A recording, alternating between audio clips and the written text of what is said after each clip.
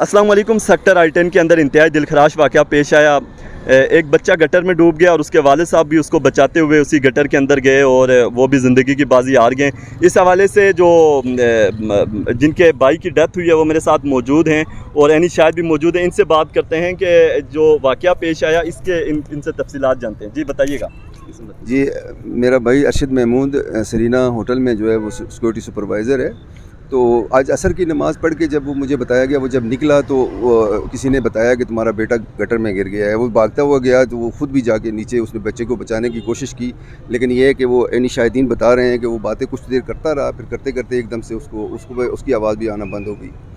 तो अब मैं रिक्वेस्ट करता हूँ, मतलब एक तो प्ले ग्राउंड जो है, प्ले ग्राउंड के साथ हॉस्पिटल भी है, मार्केट भी है, उसका मेन गटर जो है उसके ऊपर ढक्कन नहीं है। बच्चा खेलते हुए जो है वो बॉल के पीछे गया है क्रिकेट खेलते हुए और जाके गटर में नीचे गिर गया।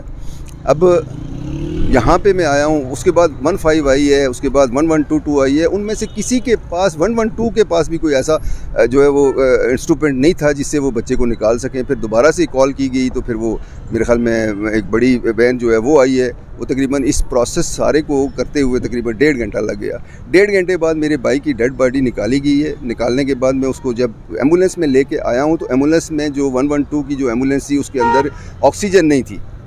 मैंने वो जब उसने लगाई फिर उसके बाद मैंने ख़ुद चेक किया, मैंने अपने मुंह से लगा के फिर मैंने उनको बताया। मैंने कहा जी आप ये क्या कर रहे हैं, इसको लगाने का फिर फ़ायदा क्या है जब इस गैस आपके पास नहीं है।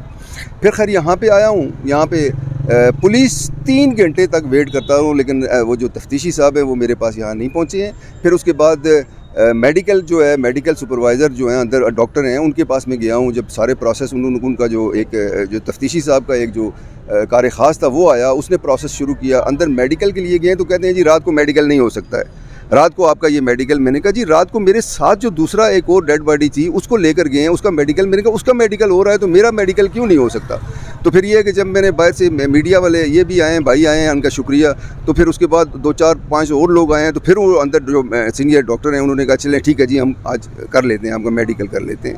मैं वज़ीर आज़म साहब से और चीफ़ जस्टिस साहब से ये रिक्वेस्ट करता हूँ, और स्पेशली वज़ीर आज़म साहब से, कि आप गरीब परवर हैं, बातें भी आपकी, तकरीरें भी आपकी, सारे मामलात जो हैं, मैं आपसे रिक्वेस्ट करता हूँ और मैं आपके इंसाफ को पुकार रहा हूँ कि मेरा एक भाई, मेरा 4 बेटे उसके, वो उनका वाहिद कफ़ील था।